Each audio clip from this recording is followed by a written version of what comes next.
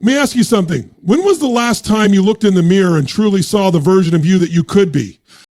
Not the tired version, not the doubting version, but the version of you that's strong, powerful, certain, unstoppable. Most people never meet that version of themselves because it doesn't exist, but because they never decide to become it. You're not here today by accident. You're here because there's a part of you that knows there's more, or inside you, or that you were born to do, or you're meant to experience, give, and become. And if you're willing to take this journey, if you're willing to get honest, get hungry, and get in motion, I promise you this, you will walk out of here with a fire that nothing can put out. These 9 steps aren't just tips or tricks. They're a roadmap to the most powerful, fulfilled, and authentic version of yourself. So if you're ready to stop surviving and start becoming, then let's go. Let's build the real you. Let's step into your greatness. Let's begin. Most people go through life asleep.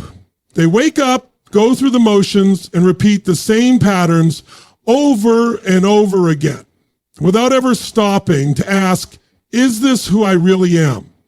Is this all I'm meant to be? They let the noise of the world drown out the whisper inside that says you were made for more.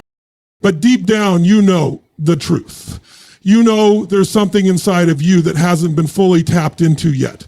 That fire, that hunger, that force that says, I'm not done. I've seen people who were broken, defeated, standing in their pain, and then they made a decision. Not a wish, not a hope, a real decision. They decided to take their power back. And that decision was the beginning of a whole new life. Because here's the truth. Power is not given. It's not inherited. It's not waiting for you in some future moment. It's already inside you right now. You just forgot where you put it. Maybe someone talked you out of your greatness. Maybe life knocked you down hard. Maybe you convinced yourself that average was enough. But deep inside, your best self is still there, waiting, watching, burning. You don't have to become someone else. You have to remember who you are. You have to strip away the lies, the fear, the self-doubt, and reconnect to your strength. The strength that was always there before the world told you to be realistic, to calm down, to settle. I've met people who were quiet on the outside, but inside they were warriors. They just needed permission to rise. And the truth is, you don't need permission. You just need to wake up.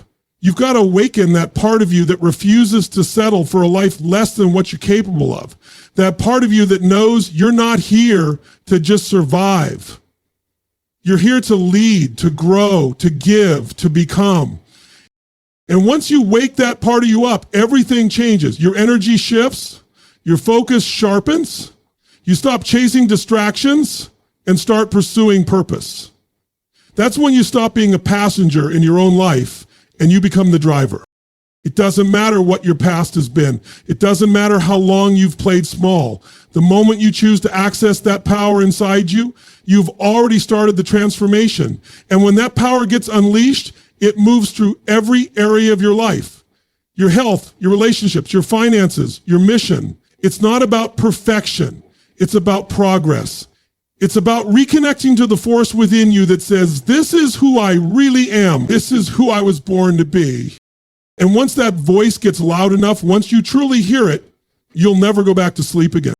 Let's wake that part of you up. Right now, the biggest thing standing between you and your best self isn't your circumstances, it's not your background, it's not your education, your age, your bank account, or your past. The thing holding you back is the belief that you're not already enough to break through. And that belief, it's a lie, a well-rehearsed, deeply conditioned lie. See, every one of us has a blueprint in our mind, an internal story we keep repeating about who we are, what we're capable of, and what's possible for our lives. And the problem is, most of us didn't choose that story. It was handed to us from our parents, from school, from failures, from a world that told us to play it safe. And over time, those stories start to feel like truth. I'm not good enough. I'm not smart enough. I'm not disciplined. I always mess things up. I'll never be successful. But here's the thing. Those aren't facts. They're just beliefs. And beliefs can be broken, rewritten, replaced.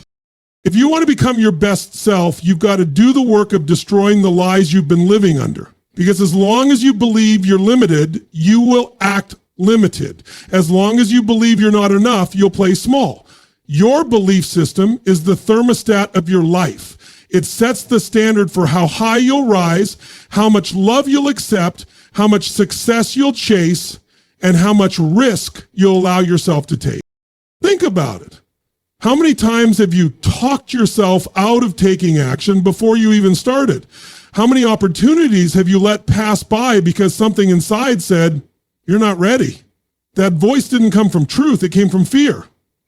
And fear feeds on repetition. The more you repeat the same story, the more real it becomes to you until it owns you.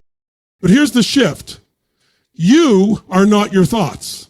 You are not your story. You are the thinker of the thought. You are the author of the story, which means you can write a new one. Start catching those old beliefs in the act. Shine a light on them. Ask, is this really true? And then, most importantly, replace them. Don't just break the belief, install a new one. Something empowering, something aligned with who you want to become. Because you don't rise to the level of your dreams, you fall to the level of your beliefs. If you want to change your life, change what you believe about yourself first. Believe that you are worthy of success. Believe that your past does not define your future. Believe that you can learn, grow, evolve, and dominate, because when you do, when your behavior changes, your choices change, and your results explode. Truth. It all starts with the decision to stop believing the lies and start building your truth, one powerful belief at a time.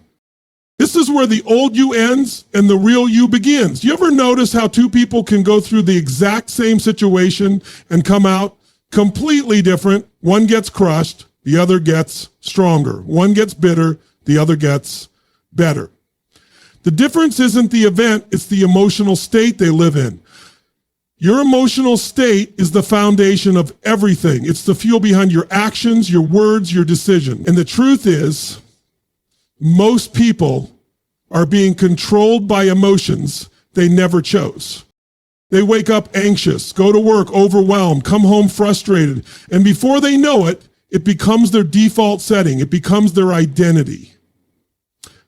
But that's not who they really are. It's just the emotional pattern they've been stuck in.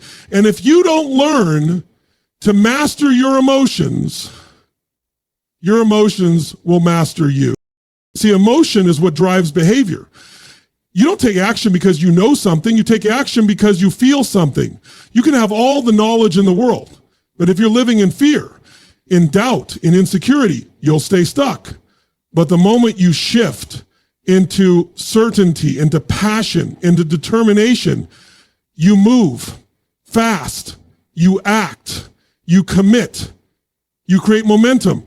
That's why mastering your state is one of the most important skills you'll ever build. And here's the beautiful part. Your state is not something you have to wait to change. You can change it in a moment, right now.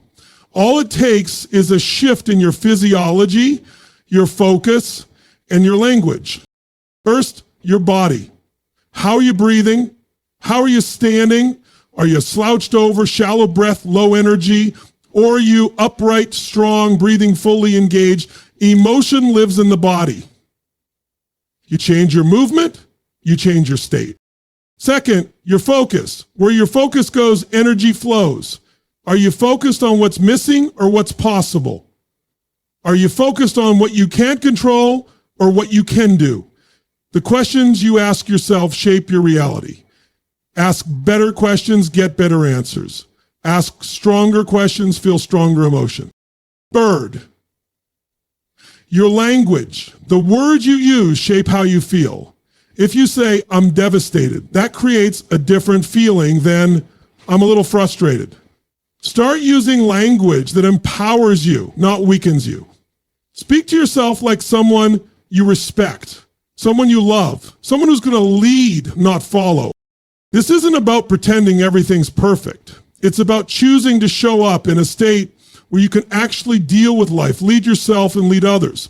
Because when you learn to live in a peak state, when you train yourself to return to it again and again, no matter what life throws your way, that's when you become unstoppable. That's when nothing owns you anymore.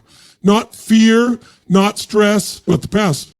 You don't control every event in life, but you always control the state you bring to it. Choose power, choose presence, choose to lead your emotions instead of being led by them. People love to talk about motivation. They wait for it, chase it, try to pump themselves up with it. But here's the truth. Motivation is temporary. It's emotional. It's unreliable. It comes and goes like the wind. If you want real transformation, if you want to become your best self, you can't rely on motivation. You've got to build habits, because habits are what shape your life when no one's watching. When it's not exciting, when it's hard, your identity, who you believe you are, is built by what you do consistently, not occasionally. You don't get fit by going to the gym once. You don't build confidence by saying one affirmation. You don't master your craft by working on it once in a while. Repetition creates reputation, especially the one you have with yourself. Every time you keep a promise to yourself, you build trust. Every time you follow through, even when you don't feel like it, you reinforce the belief that you are the kind of person who follows through. That's how powerful habits are. They're the votes you cast every single day for the person you're becoming. So the question is, what habits are you running right now? What rituals do you repeat that either empower you or sabotage you? Because the truth is, you already have habits. The only question is whether they're working for you or against you. And this isn't about doing more, it's about doing what matters. It's about designing daily disciplines that are in alignment with the life you want, not the life you're trying to escape from. Maybe that's a powerful morning routine that sets your state. Maybe it's turning your phone off at night so you can protect your peace. Maybe it's committing to 10 minutes of growth each day, reading, journaling, reflecting, whatever it is. The key is consistency over intensity. Small things done daily become big things over time. And yes, there will be days when you don't feel like it. That's when the work really starts. That's where you separate the amateur from the pro. See, the best version of you doesn't show up only when it's easy. It shows up when it's hard, when it's inconvenient, when no one's clapping. That's when you lean in, not pull back. Your habits are not just tasks on a to-do list. They are expressions of your standards. And when you raise your standards, your habits follow. You stop negotiating with your excuses. You stop buying into your own limitations. You start showing up with discipline, clarity, and intention. So if you want to build a life that feels strong, grounded, and real, don't wait to feel ready. Don't wait to feel inspired. Start building the habits that make your best self non-negotiable. Discipline is the bridge between who you are and who you're meant to be. Your life is a reflection of your standards and your environment. What you tolerate, you end up living. And the truth is, most people are not suffering from a lack of potential. They're suffering from a low standard. They've settled. They've accepted average. They've decided that good enough is good enough. But deep down, they know they're meant for more. Here's the thing. Your results will never exceed your standards for long. If your standard is to be healthy, you'll find a way to stay in shape. If your standard is to be broke, you'll find a way to lose whatever you earn. You always come back to your standard, just like a thermostat. You can get a little hotter or colder temporarily, but eventually you return to what you believe. So if you want to change your life, raise your standard, raise what you demand from yourself, not just when things are going well, but especially when they're not. You got to decide, this is who I am. This is what I expect from myself. This is the level I play at, no matter what. That kind of standard doesn't depend on feelings. It's built on identity. But it's not just your internal standard, it's also the environment you're living in. Because no matter how strong you think you are, your environment is constantly influencing you. It's shaping your beliefs, your energy, your expectations, the people around you, the conversations you're having, the habits of your peer group. They either pull you up or drag you down. Look around your life. Who do you spend the most time with? Are they challenging you to rise, or are they comfortable with you staying the same? Are they expanding your thinking or feeding your fears? If you're the smartest, most driven person in the room, you're in the wrong room. You need to be around people who intimidate you a little, who inspire you, who show you what's possible when you stop settling.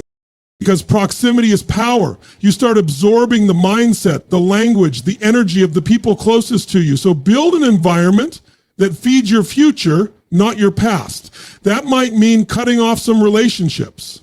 That might mean changing the books you read, the voices you listen to, the places you spend your time. That might mean saying no more often to protect your focus. And don't just wait for a better environment. Create one. Create one in your home, in your mind, in your calendar. Build rituals that raise your energy. Put reminders of your vision where you can see them. Be intentional about what you allow into your space, because what you allow in will eventually come out. You want to become your best self? Then stop letting the old version of you set the rules. Stop living by standards you didn't choose. Raise the bar and watch everything rise with it. You don't get the life you want, you get the one you settle for. There comes a point in your journey where growth alone isn't enough. You've built the habits, crushed the limiting beliefs, mastered your state, but still something feels incomplete.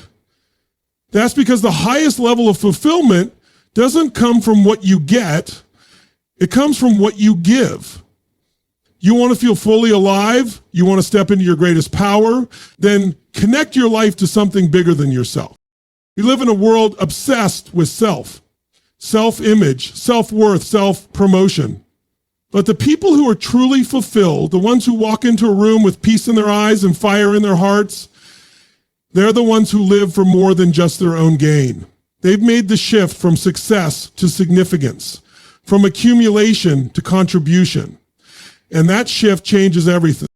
When you make your life about serving something greater, whether it's your family, your mission, your community, or a cause that lights your soul on fire, you access a deeper level of strength.